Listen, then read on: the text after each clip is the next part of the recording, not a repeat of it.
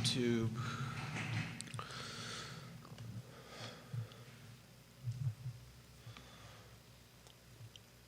Group. I can't wait to tag everyone in group. Good rocking and rolling here, guys, in a matter of moments. Live on Twitter. Like and share the show. Like and share the show. Anywhere you're watching, like that show and share that show. Retweet that show. Why do I find pleasure in tagging everyone in the group? Because you like attention. Oh, Judah. It's like you know me. It's like you know me. It's Friday, J-Dubs. How you feeling over there? Not too bad. You feel good? Getting there. It's the end of the week. Mm-hmm. Friday's your favorite day, right? Yeah, I got a lot to do. What is your favorite day of the week? Probably Saturday. Saturday is your favorite day of the week? Yeah. What does a normal Saturday look like? And are you getting I Love Seville up for us? Yeah, getting everything up. Okay. What's a traditional Saturday like for Judah Wickower? Lots of relaxing. Okay, that's nice. Lots of relaxing. Once you have kids, relaxing goes out the window. I believe it. So much we're going to cover today. Take a look at the screen for today's headlines, folks. Look at the screen for today's headlines. If you would be so inclined, subscribe to our channel on YouTube. That would mean the world to us if you could subscribe to our channel on YouTube. We're going to talk real estate. We'll talk politics. We'll talk the economy. We'll talk sports, talk food and beverage, talk lifestyle, talk entertainment. I'm going to ask you this question. What's the most significant story of the week, Judah B. Wickower? Jack of all trades, jack of all wits. That's a tough one. I need to give that some thought. One that didn't make the rundown was the Brian Pinkston poo-poo on parking. How about some alliteration for you? Pinkston poo-poos parking. There you go. Poo-pooing Pinkston on parking. What would be the best way to say it? Pinkston poo-poos parking? Yeah, I think that's the best. That's the way to say it? Oh, so much we're going to cover today on the program, including this question. Are we approaching a point of apathy for the UVA fan base that is at a level of concern that we have not seen in some time? The basketball program with Tony Bennett has been a lighthouse of positivity, has been a beacon of fan engagement. I stayed up till almost 1 in the morning to watch that UVA Tennessee Bahamas game, and that was a beatdown of significant proportions. Did you stay up to watch the Tennessee UVA basketball game, Judah? Didn't even know it was happening. What? We talk about it on the show. Which show? The show that you're a part of. You're not talking about the sports show? Talking about the show that you're a part of, the I Love Seville show. I want to talk about that. We have Chief Kachis and Joe Plantania, ladies and gentlemen, on December 11th. Put it on your calendar, please. Joe Plantania and Chief Kachis, Commonwealth's Attorney, Police Chief, on the 11th of December in studio. We can rock and roll when you're ready, J-Dubs. Quiet on the set.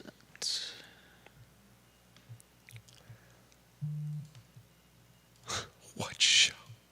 What show? That was funny. That was funny, J-Dubs. J-Dubs, you're a funny guy. I'm a funny guy. Funny how? Good Friday afternoon, guys. I'm Jerry Miller. Thank you kindly for joining us on the I Love Seville show. It's great to connect with you through a network that has been a labor of love for approaching a decade now for this locally owned and operated business based in downtown Charlottesville, Virginia. Ladies and gentlemen, it's the end of the week. Next week, a short week for yours truly, for Judah B. Wickower, and for all our talent on the I Love Seville network. Thanksgiving, one of my favorite holidays, if not my most favorite. The older I get, it's less about the commercialization of the holiday and more about the sense of family and community of the holiday. We, on Thursday, are going to be running in the turkey trot. My family of four, my wife and I, and our two sons. Interestingly, this past turkey trot, the one of 2023, And it's a race that starts at Boar's Head. It's a beloved 5K in the community with institutional storylines and ties. It starts at the Boar's Head, and it weaves and navigates its way through the very, very hilly and elevated and inclined neighborhood that is Ednam behind Boar's Head. And last year we did it with a 5-year-old, our oldest son, and a 1-year-old, our youngest son, in a stroller. I was pushing the stroller. I was basically searching for an oxygen mask, doing a 5K, pushing a stroller on elevated conditions. Our 5-year-old walked the entire race, tried to run it to begin with. We finished second to last in the participation field. In the field, the Millers were second to last. But from start to finish, we did 3.1 miles with a 5-year-old and a 1-year-old in a stroller on Thanksgiving Day. And then we finished with some adult beverages. It was joyous and magical. And then we went to our house for the extended family get-together and preparation of fantastic cuisine that my wife does. We're going to be doing the turkey trot again on Thursday. A lot we're going to cover on today's program. Arlington County and its Board of Supervisors have appealed a Fairfax County judge's ruling when it comes to missing middle housing. Judge David Schell basically poo-pooed this. Like Pinkston is poo-pooing parking, Fairfax Circuit Court Judge David Schell is poo-pooing missing middle housing or upzoning in Arlington County. In Arlington County, its government is now trying to flex its muscles, like, go, show me your triceps. And you got some triceps over there? Show me your lats, Judah. What's the most impressive muscle in the Judah B. Wigcauer body over there? Oh, man. My glutes. Your glutes. Jeez Louise. I was going to say your brain. Your brain. You got an impressive brain. Yeah. I forgot that was a muscle. The brain's a muscle. Brain's a muscle. Is the brain a muscle? I say this to you. You're one of the smartest guys I know. Brain's a muscle, right? Not technically. Okay, it's not. Okay, there you go. You're correcting me over there. It's not technically over there. He's got a big, beautiful brain over there. So we'll talk about the Arlington County judge. Interestingly, the Arlington County Board of Supervisors, when saying they were going to appeal this, they indicated, and Sean Tubbs has great reporting on this, that what happens in this case could impact other jurisdictions in the Commonwealth, in a lot of ways alluding to what's happening here in Charlottesville with an active lawsuit that is going on right before our eyes. We'll talk about that today. We'll talk on today's show. Violent Crown, the operator of the movie theater, has lashed out against the Daily Progress, Judah. Mm-hmm. Is it a fair lashing from the operator of the beloved downtown cinema, or is it a lashing that was not deserved the Daily Progress? I don't know. Do you think they're salty about seems salty to the me. Story going out without confirmation? Well, I mean, what else would they be salty about? We can look at this from both sides. I mean, I'm still asking, what else would they be salty about? No, they would be salty about, and basically the Daily Progress put in the newspaper record of a 300,000 person community that the movie theater was closing. Yeah. That's basically what they said. And the operator's like, dude, we have a lease. And then the Progress is like, dude, we talked to the owner of your real estate and the guy who has the real estate under a purchase agreement that's contingent on a couple things that may manifest or materialize. You're done there. And the operators are like, we have a long lease. We have a lease. We don't know the length of the lease. We don't, but all indications say that the lease is not ending anytime soon. And then my pushback to that is this a gamesmanship play with the owner of the real estate and the guy who wants to purchase the real estate using the power of public perception and the media to basically crush a business? I think that's what's happening. You could be right. Because, why, if the community knows this is going on, they're going to respond one of two ways. They're going to either rally around the business and support it and drive revenue toward the business, or they're going to be like, let's start making plans to see movies elsewhere. And if you're the operator of the business, why would you continue investing in the business if you see that what's on the horizon? We'll talk about that today. I basically want to talk about how the Daily Progress has handled this. Yeah. How the Daily Progress has covered this. In that article in the Daily Progress, Bill McChesney, hello. John Blair, hello. In that article, in the Daily Progress, we have reporters watching. In that article, the newspaper says The Violent Crown operator says, we're going to give our information to other news sources and not you guys. We're going to take our basketball from the playground despite the game needing our basketball, and we're going to take it home and you can't play anymore. Yeah. That's basically what that is. Yeah, I mean... But you're going to make the point, can you blame them? I wasn't going to make that point. They made a decision. I don't know what's behind the decision. Home Depot. We'll talk Home Depot. We'll talk Home Depot. I mean, Home Depot is, ladies and gentlemen, Home Depot, as a large chunk of Fashion Square Mall, in some cases you can say Home Depot is a significant developer in one of Albemarle County's most important gateways. Yeah. Home Depot's going to rattle off what they're going to do. They're going to revitalize. You got it in front of you, right? What Home Depot's going to provide. They're going to revitalize the Red Lobster. Well, they're going to, first of all, they're going to redevelop Sears. Okay. There was an auto bay or whatever you want to call it. No, I got flat tires fixed at Sears there at one time, years ago, decade plus ago. No, but what I'm saying is that they're going to clean up the environmental hazard impact of the auto bay, probably dumping not dumping, but that stuff. Yeah, 100%. Gets down into the substrate or whatever you call it. And beside that, they're going to, I believe it's just help find a tenant for the Red Lobster. Former Red Lobster. They're going to revitalize the Red Lobster. I don't know if revitalizing is the right word. What, huff life into a body that's dying on the emergency room table? They're going to bust out the electrocution paddles and pump Red Lobster's chest into life? They're going to revitalize it. Are they? Tomato. Taking in an empty restaurant and finding a tenant for said empty restaurant so it's not a ghost town falling down derelict structure is revitalizing it. They're going to actively seek new buyers for the building that once housed the adjacent Red Lobster seafood restaurant. I would say that's revitalizing. We can agree to disagree on this. We're getting in the weeds. I just don't think it sounds to me like they're just going to help find someone to take it over. If that's revitalizing, then fine. Okay. They're also going to transfer the right-of-way for the realignment nearby Hillsdale Drive. And all this is going towards the Rio 29 small area plan. I mean, you can make a legitimate argument that Home Depot is one of the most crucial developers in Albemarle County right now. Yeah. A critical gateway in Albemarle County, Fashion Square Mall, one of the gateways of Albemarle County.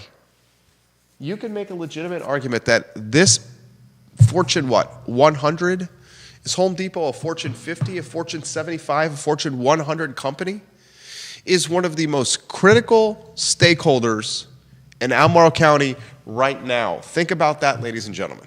Oh, yeah. If Fashion Square Mall gets its mojo back, I mean, that would be an incredible boon for Albemarle County. Right. And not such an incredible boon for Lowe's. $414.2 billion market cap, Home Depot. Not only just for Lowe's, but Home Depot revitalizing that area. What's that do to other pockets of commerce in Charlottesville and Albemarle County and beyond? We should talk about that today. I also want to talk on today's program, ladies and gentlemen, and we encourage you, the viewers and listeners, to join us in the discussion. The University of Virginia mass murder, the killer of the football players on the bus. A story that captivated not just Charlottesville, not just Central Virginia, not just the Commonwealth, not just the nation, but the world. He is now pled guilty. Did you see that story? Yeah. In the process of pleading guilty, Chris Darnell Jones Jr. may not have to spend the rest of his life behind bars. May not. Scott Goodman says by entering into this plea agreement, calling for regular first-degree murder rather than aggravated first-degree murder, there's a possibility that Mr. Jones could receive a sentence less than life. Scott Goodman, legal analyst, had that to say to local media. Kevin Yancey had me thinking. Kevin, I hope you're watching the program. The mayor of Wadesboro. Give props to Kevin Yancey if you can. He says, with his guilty plea, there is no reasons now, Judah and Jerry, not to release the investigative report done by the University of Virginia. Yeah. I would tend to agree. Right? Let's get the report out there. What did UVA do right and what did UVA do wrong, right? Help me understand that. Yeah. Yeah. I think any argument towards keeping the audit secret is no longer valid. There you go. I agree with you. Now, a follow-up question on that. If UVA fails to release the investigative report on what UVA did right and wrong, with a man known previously to have had a gun on grounds, there was reports made that he had a gun, that he was showing signs of mental instability, that he had previous run-ins with the law. If the University of Virginia does not make the report, the investigative report, public, what is UVA hiding? And how big is this story? And a step further, does this story cloud or shift the news cycle away from the anonymous 128 team members from the University Physicians Group that are claiming fraudulent billing, We haven't talked about that. and medical in a chart week or two, changing? That hasn't come up in about a week and change on the program. at least. The news cycle has shifted. And I'll add to that. If they don't release I don't know what kind of responsibility they have in regards to the audit, but would them not releasing it open them up to lawsuits from the families of the slain students? Or if they open up the investigative report, Does that open them up? does that expose them even further? Is the choice of not opening the investigative report done a strategically legal choice to prevent further legal exposure? Damned if you do, damned if you don't. Bingo! Judah Wickower on point, the Friday edition of the I Love Seville show.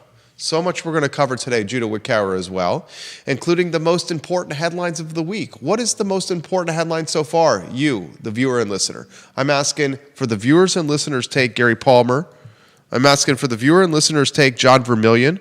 The viewers and listeners takes Kevin Yancey, Georgia Gilmer, Kate Schartz, Ian Caskell, Juan Sarmiento, Rob Neal, the local media that's watching the program, Ray Cadell, lovers of this community. What is the most significant storyline so far? I had so much feedback, including the owner and the proprietor of a significant beer-making operation, about our show when we compared and contrast Crozet, Virginia and its evolution to Keswick, Virginia and its evolution. Nicole Scrow just walked by, land use attorney and developer Nicole Scrow just walked by. I'm working on a deal right now with Nicole Scrow. Representing clients, she on the other side of the table representing her clients. She's actually really good at her job. You picked up a check at her office, Nicole Scrow's office, remember? Yeah. Yeah. The feedback I got from this beer maker was our Crozet Keswick comparison show was one of the best we've done. If you think about it, and I think I went 40 years back. 40 years back, I've been in this community 24 years. I first arrived as a first year at the University of Virginia. Young and looking for trouble, certainly not focused on my academics. Now here I am 24 years later, married, father of two, business owner, mindset completely different. 24 years ago, Crozet and Keswick looked frankly, Keswick looked the same. Crozet looked completely different.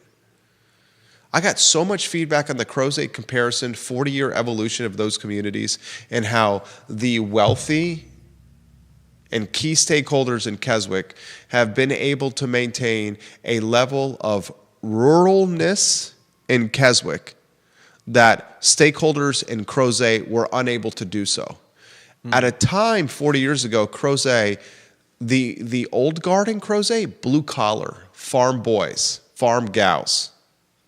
Blue collar, F-150s, F-250s, Chevy Silverados lifted, Bud Heavies, Tim McGraw and Garth Brooks blasting with a jacked up tailgate.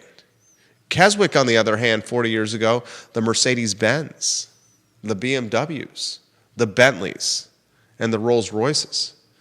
That posse, the Bentleys, the Rolls-Royces, the Mercedes-Benz, the BMWs, was able to keep Keswick estates rural, it was able to fight for their property rights at a level of vigor we have not seen maybe in Central Virginia's history. Or did they just buy enough land to stop whatever they didn't want to happen? How was it any different than at Crozet? Crozet, there was no old trail. Even 24 years ago, there was no old trail. But somebody got a hold of the land and decided to develop it. Jessup family had a big part of that land. The Bates family did a lot of the early developing. Now you look at Crozet, it's unrecognizable to what it was even 24 years ago when I first arrived. I got so much feedback on this. Then I wove into that analysis and feedback on today's program Mike Pruitt's commentary from the Albemarle County Board of Supervisors. And Mike Pruitt's commentary from the Albemarle County Board of Supervisors when it came to Rivanna Village. Let me see if I can read it. And I'm going to go to a distinguished gentleman's website. Where's that distinguished gentleman? Neil Williamson and the Free Enterprise Forum. Is Neil watching the program? I love Neil so much. And he says, Mike Pruitt this, and you can find the commentary on Neil Williamson's Free Enterprise Forum with the headline, Pruitt's Sacred Cow BBQ. Neil Williamson always has very unique headlines in pop culture. I know, it's so crazy. It was posted on November 14th, 2024. Michael Pruitt, Supervisor, Scottsville District, Albemarle County Board of Supervisors, says this. I talk to my residents very often, and I want to say directly that the village of Rivanna, which includes the Glenmore gated community, is by all accounts a policy failure. Mike Pruitt says it should not exist. Mike Pruitt says it represents some really catastrophic planning decisions that this board made once upon a time that also, I do not think it is unfair to say, speak to some racial and class animus that might have been held at a certain place in time, that this is where we decided to plant a brand new community of a certain type. The damage has already been done there. It is pretty much built out. That being said, I know the residents of the village of Rivanna, when I speak to them, are not happy with the fact that they continue to be a development area. He's basically saying this, the Albemarle County Board of Supervisors, this may be the headline of the week. This has been a loaded week of content for a content creator like yours truly. Supervisor Mike Pruitt, who has the most left-leaning of all the ideologies of the Board of Supervisors. Some would even call Pruitt so left-leaning, he's in the socialist camp, right? I mean, he's a land rights attorney? How would you describe Mike Pruitt? He's an attorney. That sounds good to me. Okay. That's not land rights. What would be a best description? Neil, help me with the phrase that I'm looking for. Renters' rights? Yeah. I'm drawing a blank on here on a Friday. Am I having my first senior moment at 43 years old? Jesus, good Lord. He is basically saying... Tenants' rights attorney? Is basically saying that Albemarle County allowed or created... There goes Joe Plantania right there in a nondescript blue hoodie and jeans carrying a bag from the Market Street Market. In the last 10 minutes, we've seen Nicole Scrow, the developer, and Commons attorney Joe Plantania walk by the studio. That's why I love being downtown. Pruitt is basically saying that Albemarle County's government, a handful of decades ago, created a playground or a bastion or an epicenter or a oasis for the white and wealthy through policy making and through decisions the acts it followed through on the dais. And then I compared and contrast Crozet and Keswick's evolution over a 40-year period of time early in the week show, and I got so much significant feedback as a result. What's your Normally when people say they follow with some... I said because you mentioned policy, the policies that allowed this to happen. I'm curious what he thinks those are. I'm curious how they make it a white-only... Is that... I mean...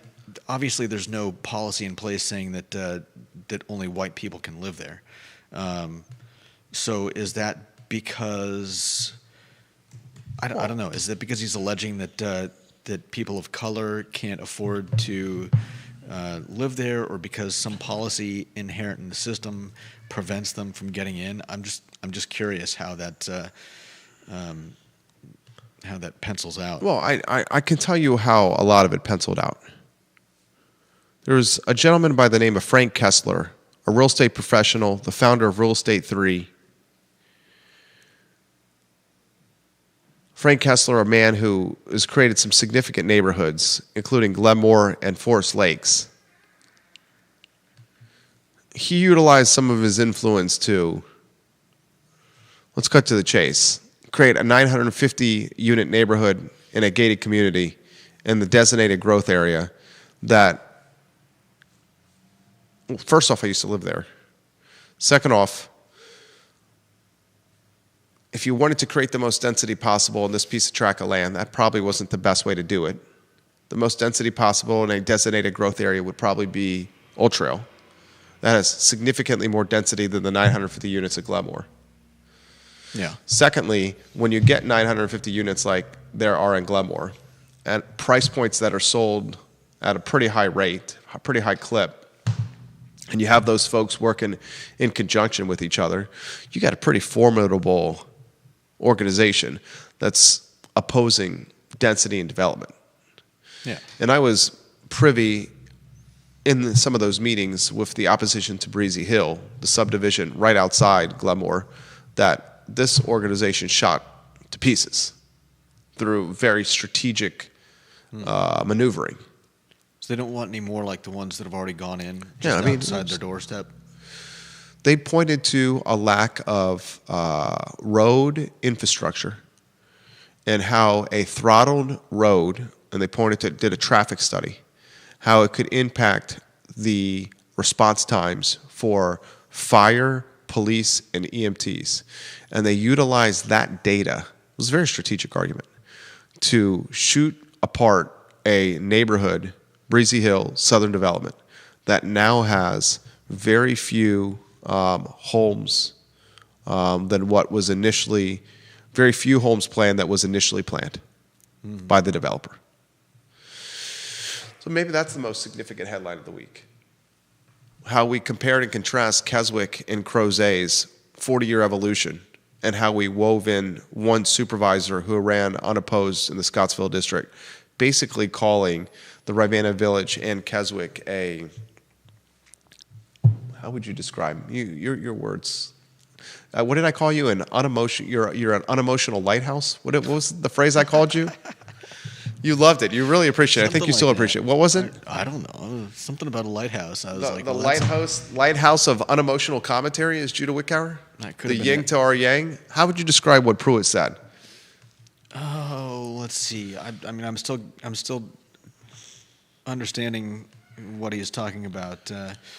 He says that it's a policy failure, but I want to know what policy he's talking about that failed. The policy, okay. Is it It's a designated growth area, So and it you're has saying- no density. okay? That's what he's saying. I don't know anything about Village of Ravenna, so it's just a blank. You've been to our, when we lived there, you've been to our house. It's a designated growth area. It doesn't have much density. Oh, wait, Village of Ravenna? What is? Judah. Okay, I don't know what Village of Ravenna means. It I've is never an heard area that term used before. in Keswick that includes Glenmore. Okay. Policy failure? I mean, He's basically saying it's a policy failure because, and I'm because working. policy should have stopped it being built, and Policy should have created more housing density there, because it was a designated growth area. but was it policy that built the houses? No, it was hammers and nails and wood and toilets and Yeah. guys in overalls with clipboards and hard hats. And This- whoever built it wanted to build big houses and on decent sized lots of land, right? What he's saying is there are certain portions of Albemarle County that are close to the urban ring or in the urban ring that are designated or earmarked for home or housing density. Yeah. And why these certain pockets are earmarked or targeted for home or housing density is because Albemarle County wants to preserve its rural area and prevent sprawl from happening. Yeah. Sprawl. They don't want sprawl. So they're trying to cluster development to like Mill Creek, Fifth Street Extended. That's why when you go down Avon Extended, you see what?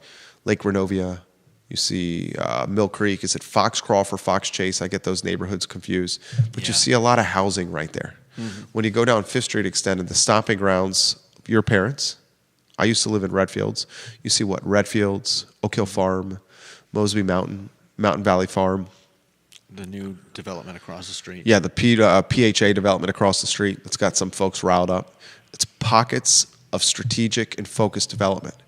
One of those pockets of strategic and focused development was supposed to be the village of Rivanna, which is the area around Glenmore and the neighborhoods right around Glenmore, including one of the neighborhoods that's right outside the gate called Rivanna Village. I think my friend lives there. That's the Ryan Holmes community. The fantastic realtor Jay Reeves lives there. Jay Reeves, one of the best athletes in the community. Jay Reeves is good at tennis. He's good at squash. He's good at everything he does, Jay Reeves. I hope that gets back to Jay Reeves. And what ended up happening was the village of Rivanna, where Glenmore is, did not get the strategic, focused density that we saw in Avon Extended, Fifth Street Extended, and most applicable from a comparison standpoint, Crozet with Old Trail. And I asked the question, why? And I point to the man, the godfather of Glenmore, Frank Kessler, who developed the project, developed Forest Lakes, founded Real Estate 3, a mover and shaker, a heavy of heavy hitters. There's a rock outside the Glenmore Country Club that literally says, in the rock, it's a boulder, Frank Kessler. He envisioned it, he built it, he lived it. And it commemorates Frank Kessler's legacy on the private country club grounds. That's how influential this man was, right? I make the argument that the village of Rivanna did not become this dense housing pocket because of folks like Frank, who had a strategic vision for what he wanted the neighborhood where he raised his two daughters, Candy and Mo, within. Mike Pruitt makes the argument that the village of Rivanna is a policy failure because... Somebody should have stopped him. No, because of... I'll read it again. He says it represents some really catastrophic planning decisions that this board once upon a time made. He says it's unfair to say to speak. He says he calls it racial and class animus that might have been held at a certain place and time, and that this is where we decided to plant a brand new community of a certain type.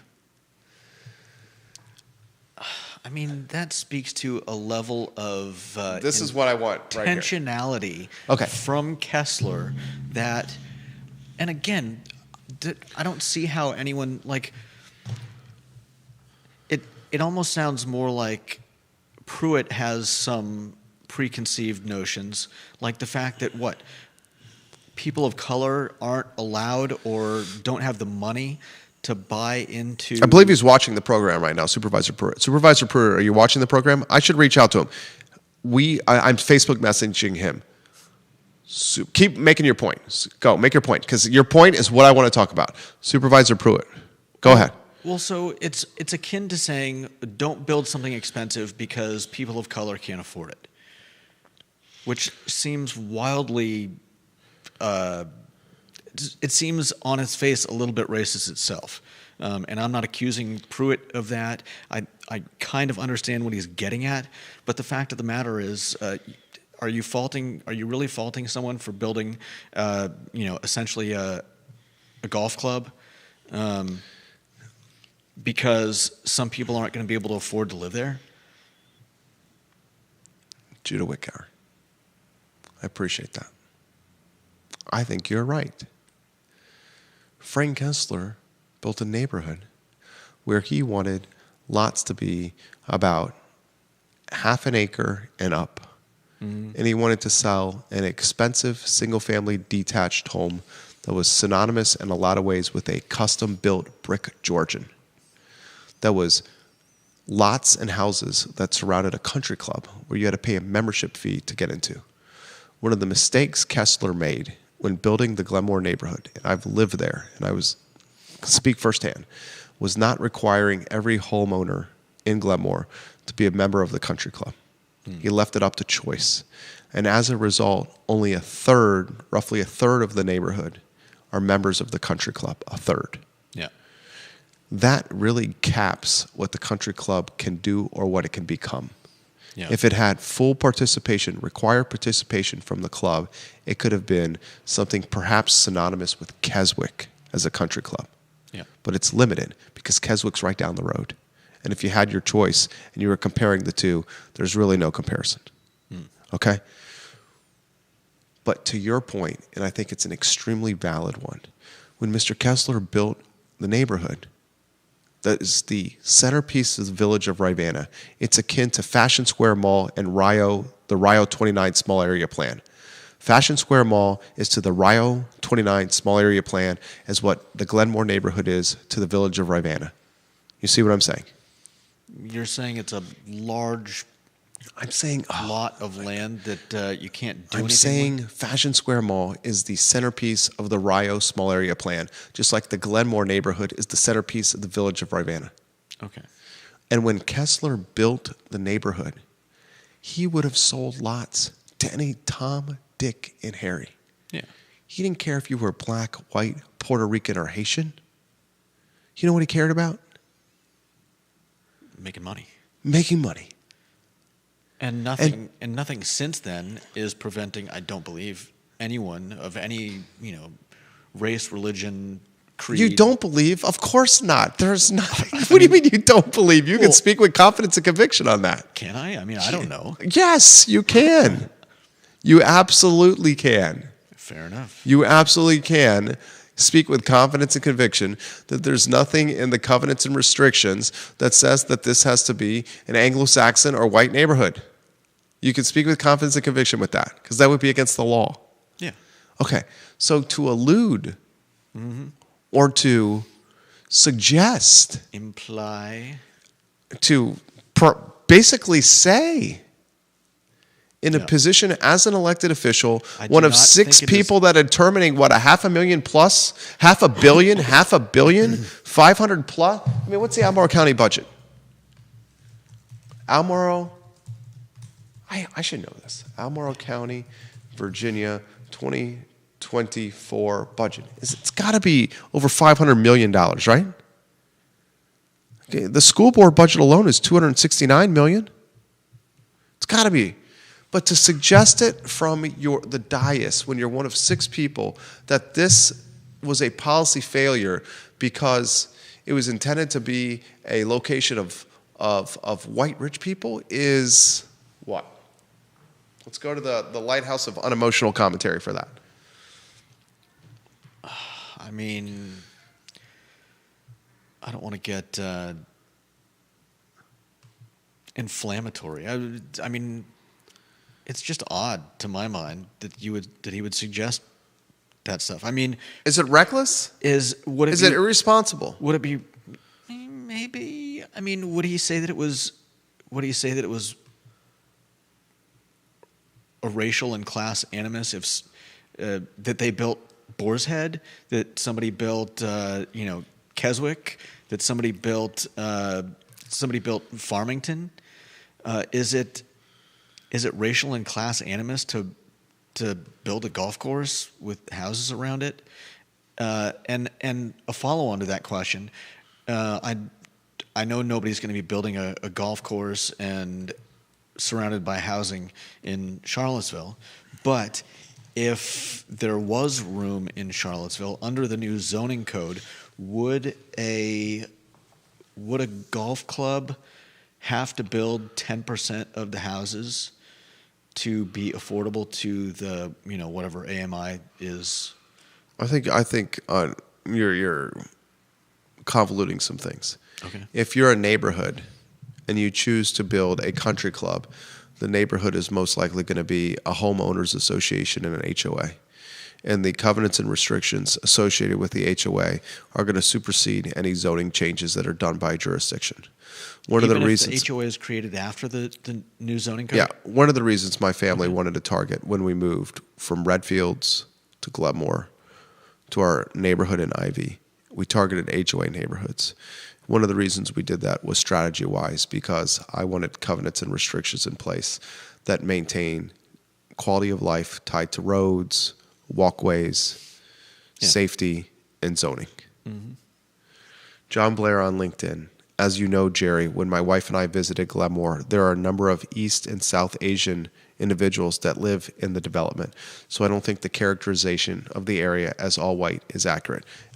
He's 100% right. And I can speak to that as someone who lived there for 4 years.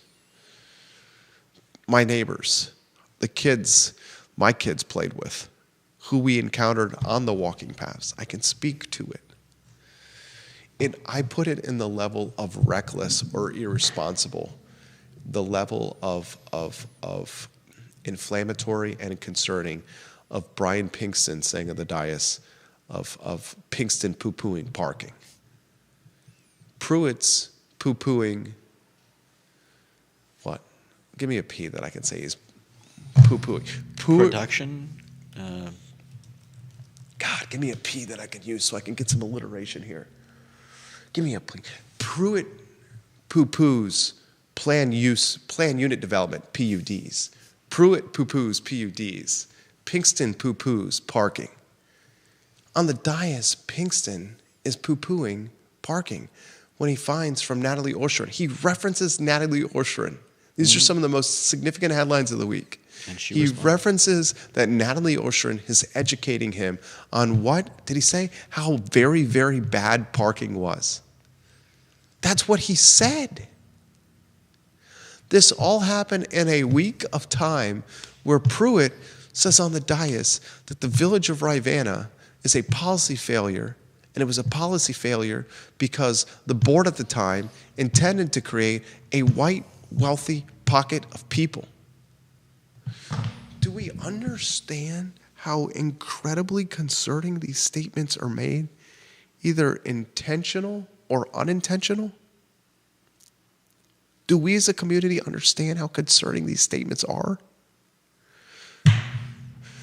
This is the kind of stuff that, I mean, really, I gotta be honest, does anything keep you up at night? Does anything keep me up at night? Not really. Yeah, nothing keeps me up at night. I'm not a stay up at night kind of person. Nothing keeps me up at night. Okay, nothing keeps me up at night. But these are the type of comments and these are the type of things that I think of when I'm on the think tank or when I'm getting ready for this show, when I'm making my coffee, when I'm driving my kid to school, when I'm having my bourbon. This is what I'm thinking about. Albemarle County's budget. Let's both remember this, okay? Let's burn this into your brain. Promise me you'll burn this into your brain, okay? So we never forget this again. Yeah, it's not going to happen. The Albemarle County Board of Supervisors approved a $642 million budget for the upcoming fiscal year, and they did that in May of 2024. $642 million. The budget of Albemarle County is the budget of a major corporation. $642 million. And one of the 6 people on the dais that's managing a $642 million budget is saying the village of Rivanna is a policy failure because previous leaders wanted to build a bastion or playground of the white and wealthy, calling it racist. Mm-hmm. The developer of the trophy neighborhood of the village of Rivanna would have sold any lot to anybody, black, white, Puerto Rican, or Haitian, as long as their money was green. The only color he cared about was green. Yeah. And it all happened within the same effing week that a counselor in Charlottesville basically says his mindset has changed and parking is a very, very bad thing. The same counselor who's going to run for re-election. And is the vice mayor of the city. Coño su madre, carajo.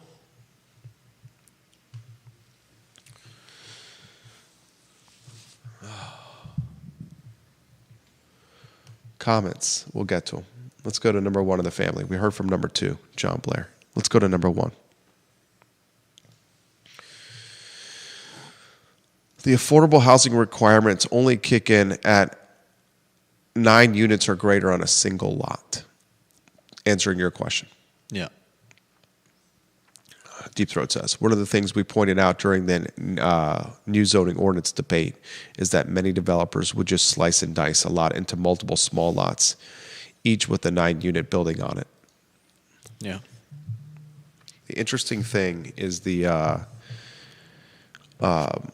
Arlington County Board of Supervisors on this topic have appealed the judge's decision.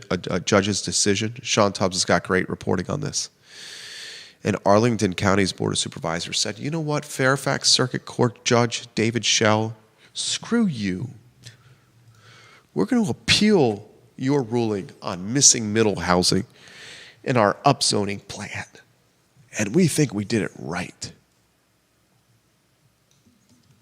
The board directed their legal staff to move forward with an appeal. And they say these concerns, our appeal must be heard and addressed by a higher court. And then they include some parking data. Higher court than the one presided over by Shell? Yes. Okay. And then some parking data is included in this commentary, in this release. Parking data? The people that shot down the new zoning ordinance in part shot it down because of parking impacts. We know that Arlington even says on the record that their outcome and their case is influential in other cases in the Commonwealth. No doubt. Not naming Charlottesville, but clearly referencing Charlottesville. So the Arlington Board of Supervisors feel so emboldened or confident or perhaps punch drunk with their governance power that they believe their pursuit of missing middle housing, zoning flexibility, and increased density will influence the outcome of what's happening in Charlottesville. And you know what? They may be right. Yeah. They may be right. I'm no lawyer, and I didn't say it at Holiday Inn Express. And I routinely say on this program, I'm really not that smart. There's only 3 things in life that I do well. That's it. Only 3. You're entirely more intelligent than I am. I tell you that at least once a week, and I truly mean that. But there's some things called precedent. And this seems to be a precedent right here. Yeah. So we'll follow it. I would imagine the plaintiffs in the, what's the case called? The White versus Charlottesville case that are suing the city and the new zoning ordinance, they're following it really closely too. Oh, yeah. Another thing that intrigued me from Sean Tubbs' reporting about this is in his Seaville Weekly article on the new zoning ordinance, he writes, according to the website arlnow.com, Judge Schell's ruling will permit several dozen units being built under the new zoning ordinance in Arlington, but he warned that one day those units may need to be torn down depending on how the appeals process work. Yeah. I sent this paragraph, this language to Deep Throat, who's watching now, and I said, what do you think about this? And he kind of hemmed and hawed a little bit, and then he referenced, well, if you're a bank and you're a lender, and banks are extremely risk adverse, they may be hesitant to lend money on something that could have its zoning changed or reclassified. So there's a lot of layers to this proverbial onion, if you may. No doubt. Now, we're 50 minutes in. I want to give some love to partners of the program. A fantastic partner of the show is the Vermillion family. John Vermillion, Andrew Vermillion, and Charlottesville Sanitary Supply on High Street. Online at charlottesvillesanitarysupply.com. This is the type of Albemarle County and Charlottesville family that we want to support and we want around for more generations to come. Yeah, 100%. Charlottesville Sanitary Supply. Online with the new e-commerce store at charlottesvillesanitarysupply.com. They do things the right way, and they treat people the right way, just like Johnny Ornelas and River Hawkins and Mexicali Restaurant, another partner of the show. If you have not seen the Street Art Museum, the music venue, the cocktail bar, and the Latin fusion menu, that's Mexicali Restaurant, you're missing out on an experience, folks. It's not just food, it's not just drink, it's not just music, it's an experience. And it's in the Old World of Beer location. A couple of other items that I'd like to get out of the notebook, Judah. Mm-hmm. Do you think the Daily Progress went too far in its coverage of the Violet Crown debacle?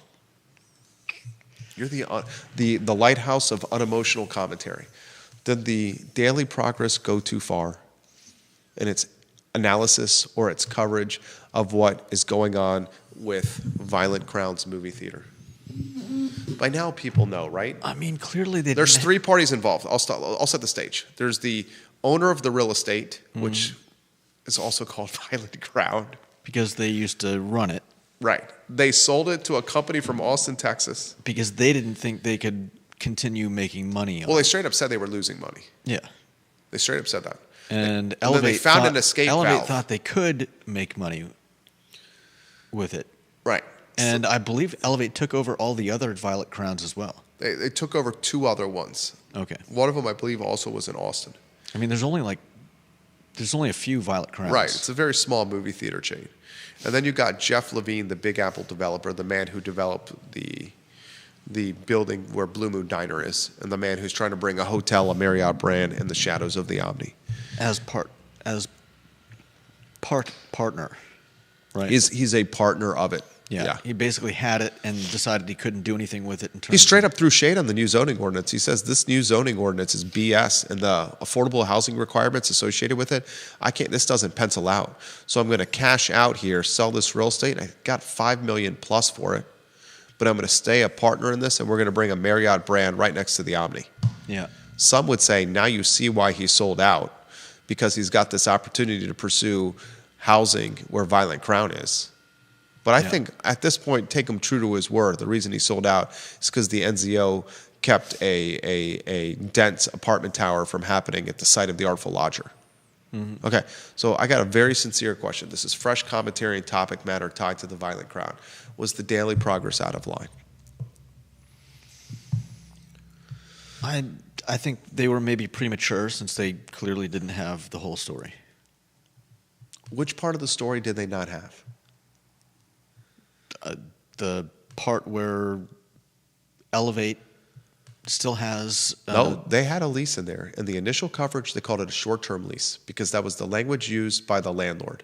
Yeah.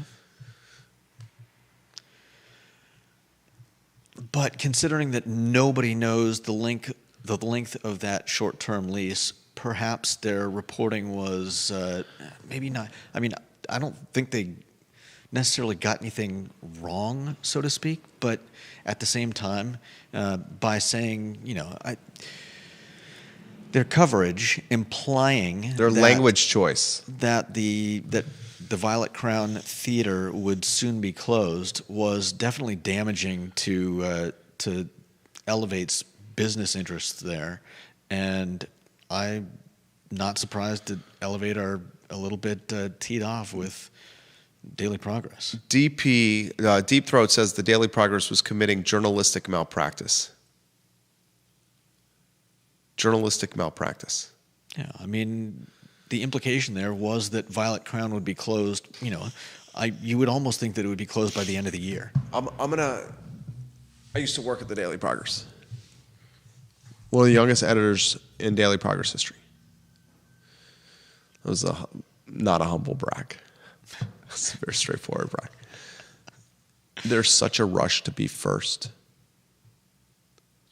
That rush to be first can cloud your word choice and your coverage approach.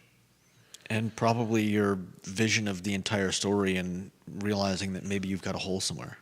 I will say that the Daily Progress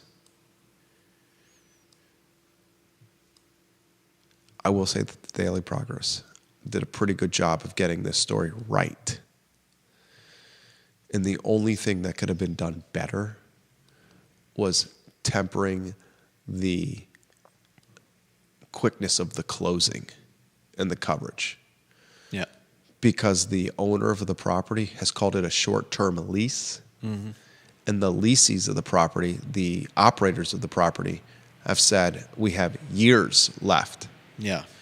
And no one in the public really knows because of a confidentiality agreement. Yeah. How many years are on that lease? Right. And a point John Blair has made in the past, if years are 2, 3, 4, 5, is that really a short-term lease? You made that point as well. Yeah. And the point I made was this. I think what's really happening, and it's unfortunate, it's taken me a while to get to this point, and it wasn't until I started getting into the real estate game and the leasing commercial fundraising game that I started seeing this kind of gamesmanship.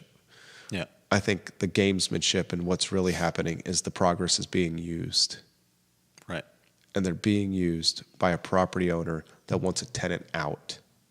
And their confidentiality agreement says they can't talk specifics of the lease, but they, in general terms, called it a short-term lease. Yeah. And they found a buyer, and they like what the buyer's willing to offer. And they want out. Mm-hmm. They're not from here. They want out. Yeah. And they're using the power of the press to put pressure on a tenant whose business model is already dying the death of 1,000 cuts.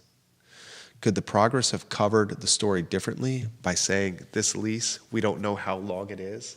It's short term. It could be X amount of years. We don't know. Sure. Could the Progress have figured out what exactly the term that was left on the lease, the amount of years? Yes. Would that have Is there added any way to find that out? With maybe getting the contract, backdooring a confidentiality agreement somehow? A confidentiality agreement can hold up if you know who breaks the agreement, but a confidentiality agreement may not hold up if no one knows who broke the agreement. If Susie, the assistant in the office, somehow sends a copy of the lease to someone off the record or drops it off in Jason Ernesto's... Susie, if you're listening. Jason Ernesto's... what kind of car do you think Jason Ernesto drives? A Prius? What the hell would I know? A Civic? Does he have a particular personality that you think fits I don't want to. Prius or a Civic? The Daily Progress got used by a real estate owner that wants to do a multi-million-dollar deal. Deep Throat says he rides a VO scooter. There goes Nicole Scrow. Go to the Market Street cam. Oh, she turned around. I missed her. Do you have the Market Street cam ready to go? No, I don't. Okay. Is it not on? No. Do you want me to turn it on? No. I can turn it on. I'll go here. All the headlines and you. And okay, put it on. We'll have the Market Street cam for when we shut off the show in a few minutes.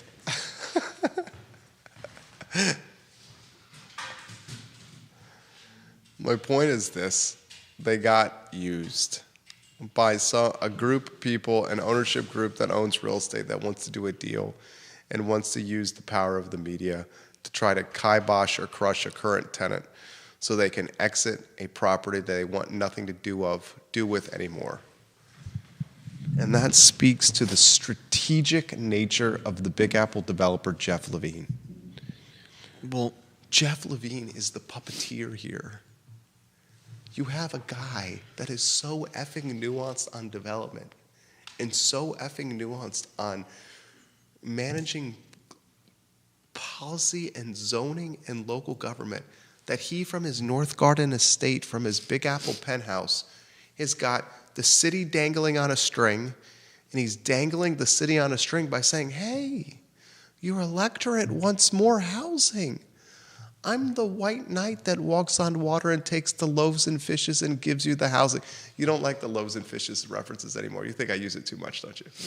No, I just think it's odd. Why is it odd? Is he really in... I'm a Southern Baptist who grew up in a Jewish neighborhood who went to Catholic school. I'm a religious mutt. I mean, I get the reference. Jesus took a few loaves and some fishes, and he fed the what? The masses. The masses. A meal that would otherwise feed a few, he fed the masses. Jesus did. Mm-hmm. And Jesus walked on water, didn't he? Right? At least once. And didn't he wash Mary Magdalene's feet? No. Mary Magdalene washed his feet with her hair. Right? I'm not 100% sure that was Mary Magdalene. But it was Mary Magdalene washing his feet. There were multiple Marys running around the area at the time. There were a lot of Marys. Mary Magdalene. Should we bet a bottle of brown liquor? No, we're not going to bet a bottle of We're not going to bet a bottle of the devil's juice that Mary Magdalene washed Jesus' hair with Jesus' feet with her hair?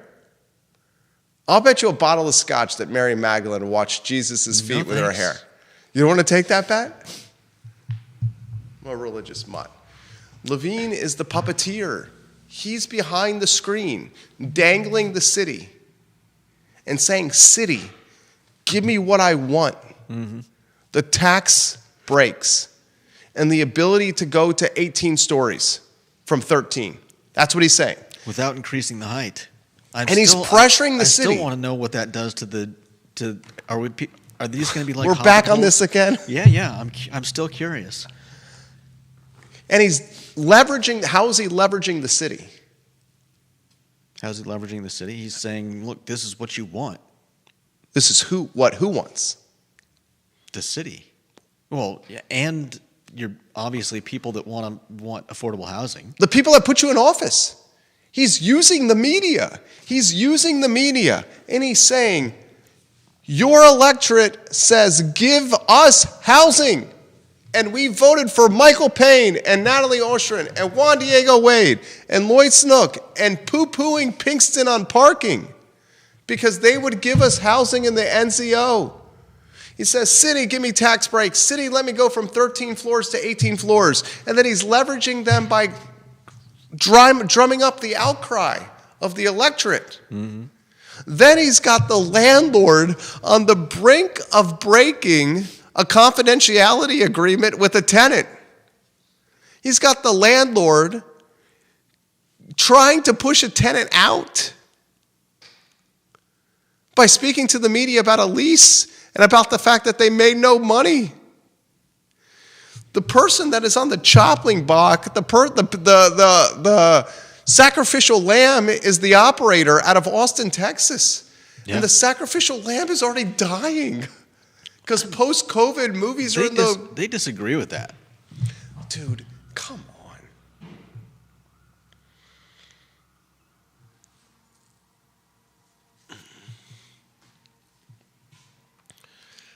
You think the movie business is in a good position? You think the movie business is in a good position? No, it's in a similar position to the real estate business. What's that comparison? The real estate business cut down on production because of various things, prices of things, because there was, I believe, at a time less need for housing, so production went down, and now we're at a time where if we hadn't cut down on that housing, we'd be in a better position, but we did, and so we're behind. And in a similar vein, the Hollywood cut down on production of movies during the pandemic because they couldn't make all the movies they wanted to, and now there aren't as many. Normally there was production continued like. There's a movie season, the holidays. We'd have major blockbusters coming out right now. Yeah. For the holidays. We'd have major blockbusters not just over the holidays. I mean, like the summer season often had lots of blockbusters. So now we have less good movies coming out, which is affecting the theaters. And that's a show. That's a great topic for another week's show. Comparing the movie business to real estate. It's the Guy Love Siebel show. We'll localize it. Comparing the Charlottesville and Central Virginia and Albemarle County real estate market to the Charlottesville, Albemarle County, and Central Virginia movie theater market.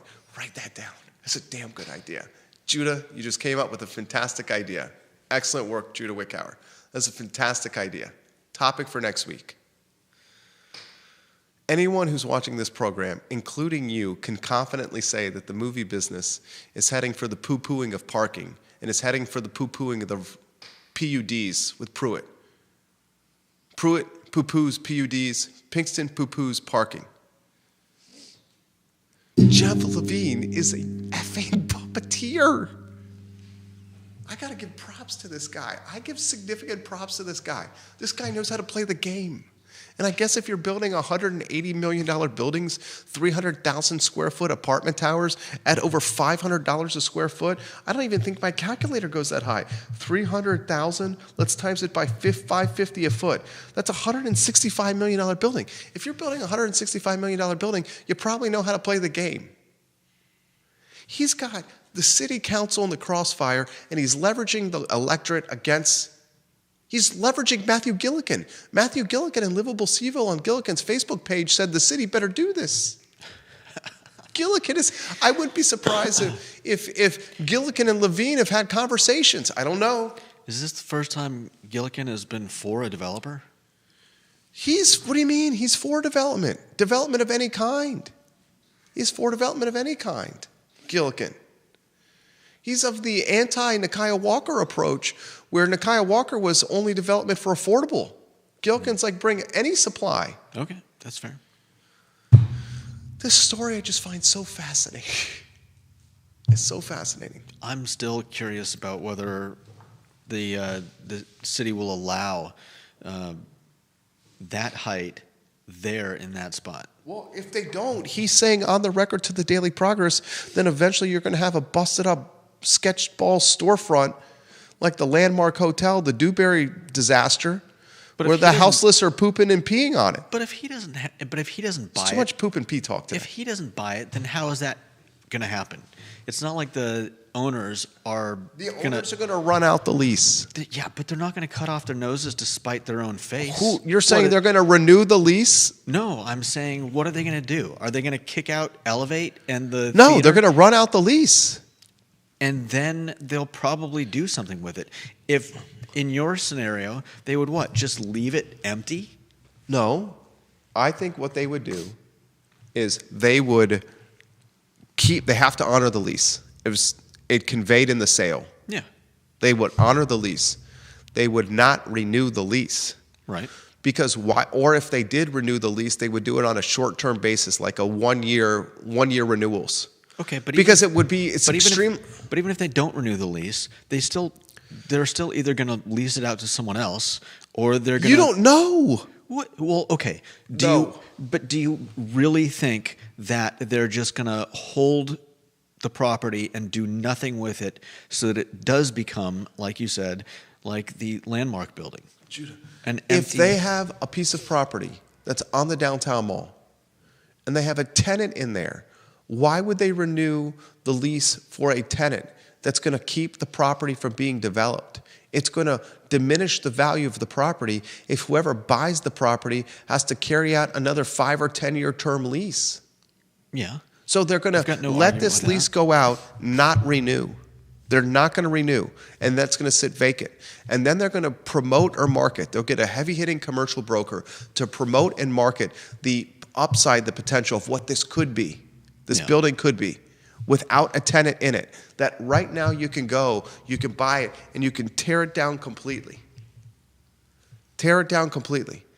If they had a 5 or 10 year tenant in there, whoever bought that place would have to honor the lease. Yeah, I get that. And then Levine is saying, if I don't do this, these people are going to cut this lease short and it's going to sit vacant for a period of time. And then you're going to have to find someone who's got the balls, and a better point would be the working capital and the nuance and sophistication to build a building here. Mm-hmm. And at that point, it's going to be even more expensive because it ain't going to get cheaper. Yeah. At that point, you might be looking at a $200 million building. I just got a message from someone that's watching and listening to the program. He said, he shared a link from news.virginia.edu that university leaders have committed to release copies of an external review commissioned by Virginia Attorney General Jason Myers. I always mess up his last name. Mayaris. Thank you. I think that's how it's spelled. You were right. Pronounced. At the conclusion of the criminal proceedings, and the plan to provide the documents to the public after the sentencing is final in February. That's good knowledge right there. So we'll get the investigative report after the sentencing is final in February. Mm-hmm. I'm glad that the University of Virginia is doing that. That will go a long way to rehabbing the integrity that's currently lingering in a purgatory balance of the University of Virginia. You would say the integrity is lingering in purgatory right now, right? For several reasons. Yeah. So I appreciate that knowledge right there. We wanted to pass that on to you, viewers and listeners. All right, I got to close the show. My voice is struggling. A couple of items that I want to close with. Chief Kachas and Joe Plantania. Chief Mike Kachas and Commonwealth's Attorney Joe Plantania on December 11th in studio. Mark it on your calendar. I'll close with this. I thought today's show was pretty good. I thought you were excellent today, Judah. Excellent. Thank you. There's a Virginia basketball game tonight. They lost by, was it 30 points to Tennessee last night. I stayed up to watch the game. It ended just before 1 a.m. They play St. John's tonight. St. John's is big. They're athletic. They're fast. They're going to be heavily favored against UVA, who looked terrible last night. Virginia football's also got SMU at Scott Stadium at noon on Saturday. SMU is fighting for a chance for the college football playoffs and an ACC championship. If Virginia loses to St. John's, which I think they will, and if Virginia loses to SMU on Saturday, which I think they will we have approached a level of apathy that the fan base has not seen in decades? Because with Tony Bennett being around grounds, the football team could suck, but we always said at least there's basketball, and at least there's Tony Bennett, and that there's at least the John Paul Jones Arena. If they get smoked,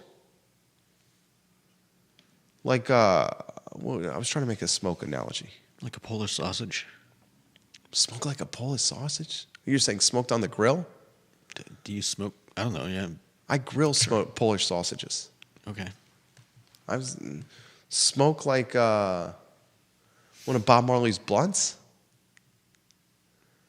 Okay. If they get beat badly by SMU and they get beat badly by St. John's, have we approached a level of apathy that the athletic department and the Virginia fan base have not seen or experienced since pre-Tony Bennett arrival?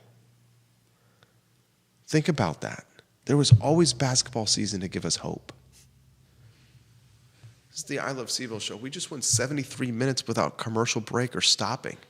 Judah Wickhauer carried the show. Thank you kindly for joining us. My name is Jerry Miller. So long, everybody.